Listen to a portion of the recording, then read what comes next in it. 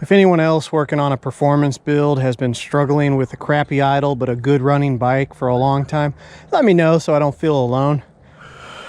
We're going to focus on this reed. I'm going to take this cage out and see if there's anything I can do to maybe help these reeds seal onto the cage a little bit better. If you use an ultra gray gasket maker to replace gaskets and seal surfaces, make sure you pick up some acetone for when you inevitably have to take things off and clean it. Both of the top reeds are not sealing, and I've tried flipping them over and it doesn't seem to make a difference. It's just something off the top of my head. I have no idea if this is going to work, but what I'm going to do, I'm going to take these reeds off. I'm going to clean this whole thing really well, but I'm just going to lightly face both sides of the cage, and then I'm going to apply, as even as I can, a fairly thick layer of ultra gray gasket maker along the entire sealing surface of the cage. I'm going to put the reeds back on, screw them down, and I'm going to let them just set into the gasket maker on their own. And then after the gasket maker is set, I'm going to try to gently lift the reeds to break the seal from the gasket maker, and that should break them free from the gasket maker while leaving the gasket maker on the cage. And this way they should settle back down on their own to make a complete seal against the gasket maker. That's my theory, I hope, and if that doesn't make sense, then it probably will when I show you what I'm doing.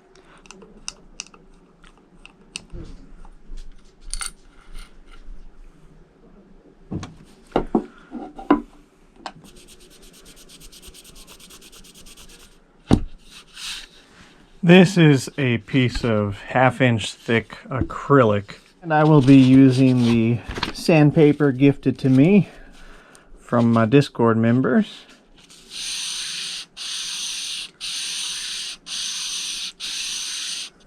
Alright, that's good enough. Now, I'm going to be completely honest. This is probably a waste of time what I'm doing, but I wanted to just make sure that this is as flat as I can get it. So it should be. That way there's no bow that can cause the reeds to lift excessively. Make sure this is clean with a nice fresh rag. We want to make sure that the gasket maker sticks to this better than it sticks to the reeds.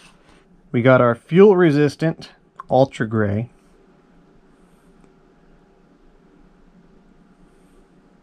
So if I mess all this up, I can always just redo it, but I'm going to try putting a coat of oil on the reed to help prevent the gasket maker from sticking to the reed.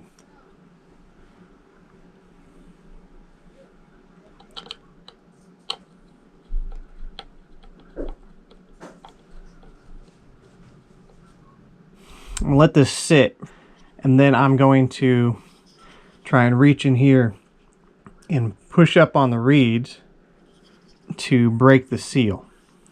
But I want to make sure I don't touch this because I want the seal to be as level and at the most neutral position possible.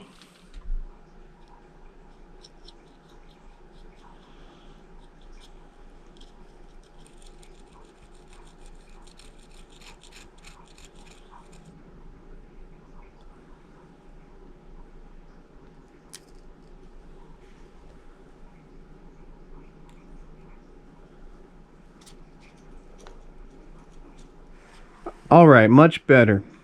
Although on the side where I put less gasket maker, I can see some tiny little pinholes between the reed and the gasket maker. But they're microscopic compared to what it was. Gotta walk Henry. He giving me them eyeballs. And there's that. There's a crow up there attacking two hawks. Alright, buddy.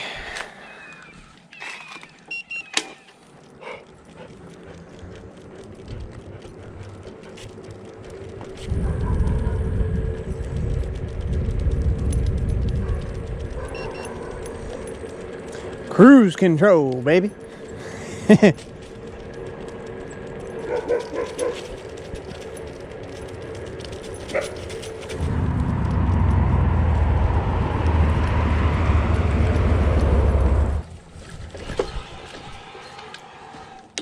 Best dog walker ever.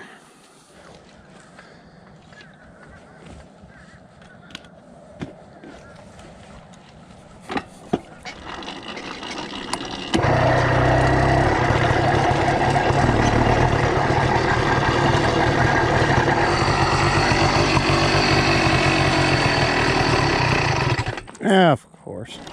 Well, let's warm it up and see if it's any better. I doubt it. All right, I haven't fully warmed it up yet. She's only been running for a minute or two. At the moment, the idle sounds stable, but once I get on it, heat it up, do a pull, let off, I'm curious to see if it'll return to this. But this sounds promising. That's about 2,500 RPMs on the idle.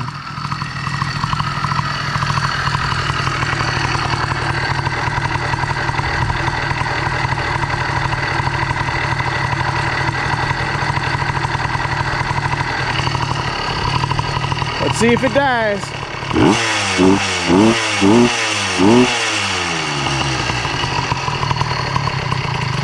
Oh, come on, you were so close.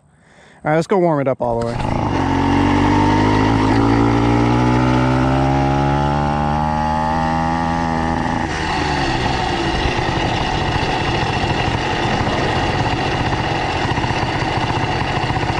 I tell you what though, she sure feels good. She's smooth. She's got so much power just everywhere in the power range. Before this motor even gets near the pipe's RPM range, it still pulls stronger than anything else I got. Well, except for the Phantom 85. The Phantom 85 in the low and mid ranges is pretty unmatched. But once this gets on the pipe, there's no competition.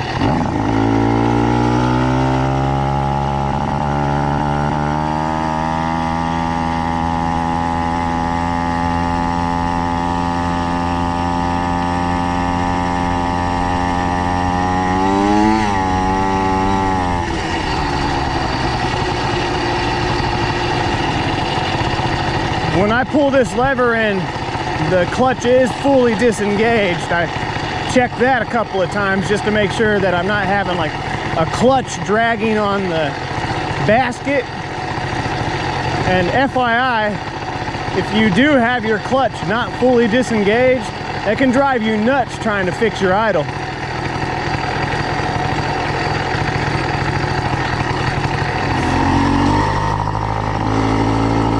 This is a big steep hill right up here.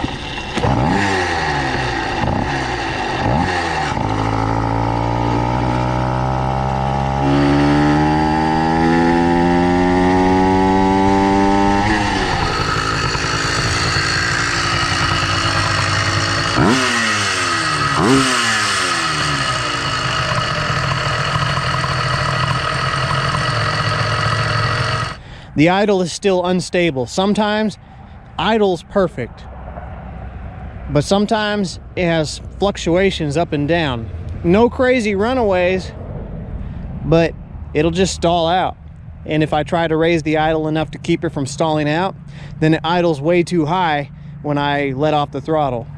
A couple more things we're gonna try. We're gonna get the CNC head from Smolik Performance on there. I think maybe the compression and a tighter squish might help us out.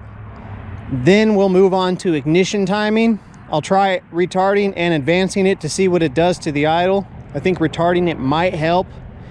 One of my viewers has suggested supporting the carburetor. With it bouncing around like that can cause air leaks over time, and although that might not be the issue right now, if I'm working on something else and an air leak pops up around the intake, that's just going to drive me insane. So I'll try and cut down these adapters, maybe cut that silicone adapter down a little bit so I can get the carburetor close to the seat tube and strap it to the tube.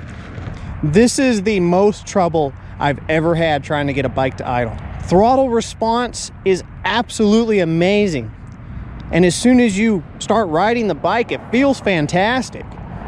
So I don't really think our issue is carburetor related, especially due to the fact that we've tried 4 different carburetors on this thing. You guys have seen 2 of them, and it does the same thing, so.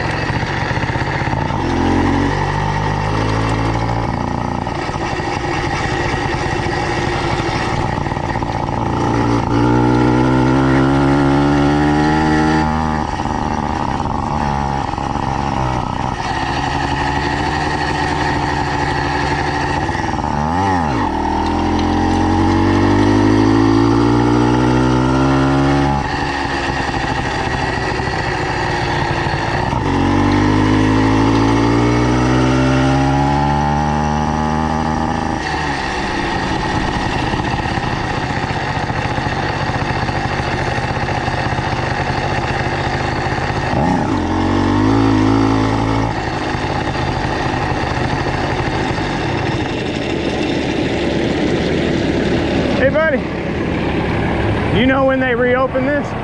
It's gonna be a while. It's 10 times worse than what we thought it was. Oh, what are they doing over there? So, the results come in and replace the pylons that are holding the bridge up. Oh, okay. So we had to come in, dam off the creek, suck all the water out, go in there, split out the pylons that are bad, and put new pylon in. Well, when we got down there, it's pretty much rusted out from the top of the bridge, about 5 feet underground. Damn, sounds like you all got it just in time. Pretty much, but they're talking about